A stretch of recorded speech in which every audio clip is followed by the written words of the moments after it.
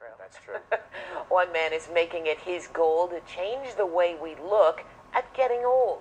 How the UniGeezer, I like him already, stays young. We'll have his unique story coming up. Plus, we've all... UniGeezer. Do you want to guess what that is? I have no idea. Did you already read what this was? I did, I know. Oh, I have no idea what it is. He's 58 years old. That's not exactly a geezer. He's an extreme unicyclist. That's huge. We're talking to him. Good, Richard Side. One man was worried about getting a spare tire around his waist, so he decided to use a tire in his exercise regimen.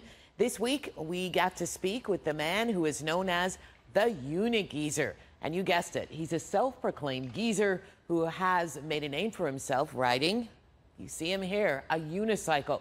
Here's a look at how he got fit. You are looking at Terry Peterson. No, he's not part of the circus, but he is riding a unicycle. He says he first picked up the unique sport when he was young. I was like 10 or 11. I picked it up pretty fast. I was a fast study. I'd say within a few days I was riding. I was like going down curbs, riding backwards. But after 40 years and a few pounds later, Terry wanted to lose some weight, but he didn't want to do it the conventional way. I was almost 50. I was like 49 or so.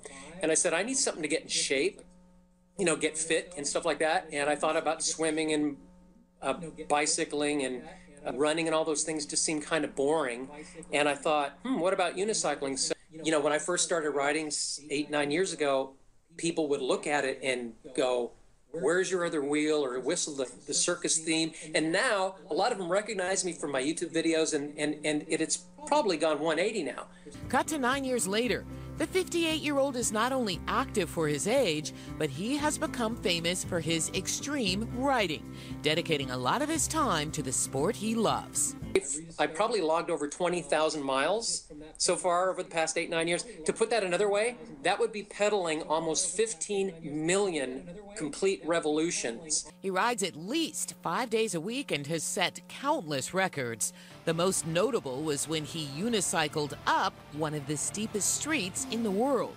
There's a street called Fargo Street in Los Angeles County, and they've been having I found out through the internet and stuff that they've been having an event, a yearly event at Fargo Street since the 70s. And I thought that would be a challenge, because Fargo Street is one of the steepest streets on the planet. It's about 33% grade, and it doesn't start out flat and go up. From the moment you start on it, it's like a wall. From a distance, you're looking at it and you go, how do you even drive a car up that thing? Because it's just so steep. And then coming down, you think, if my brakes went out, I'm in trouble. He was the first to ride up the hill on a unicycle, and he's gotten so good that he did it 4 more times this past spring. But now that he's back in shape, he continues to challenge himself and is already setting more goals for his future. My ultimate goal would be to be riding when I'm 100, to like do a century when I'm a century. However, at that point, when I'm that old, it might take me 100 years just to ride that far. But until then, he will keep riding and pushing himself in his unique sport, and even offers up some advice to anyone who wants to try unicycling.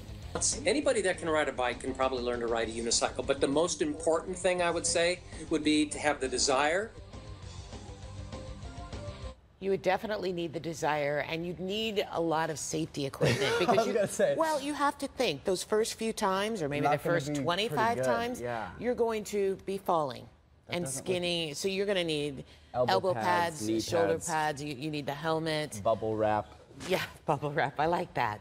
Maybe that's how we could get rich. There we go. Make bubble wrap for people learning to ride unicycles. I like it. All right, you get right on that. Yeah, well, Terry says that unicycling community has talked about how they someday hope that their sport will be represented in the X Games, which would be pretty cool. But that would for be now, interesting. He helps raise money for leukemia research for his brother who is battling the disease. So that's pretty cool that he's doing that. Excellent.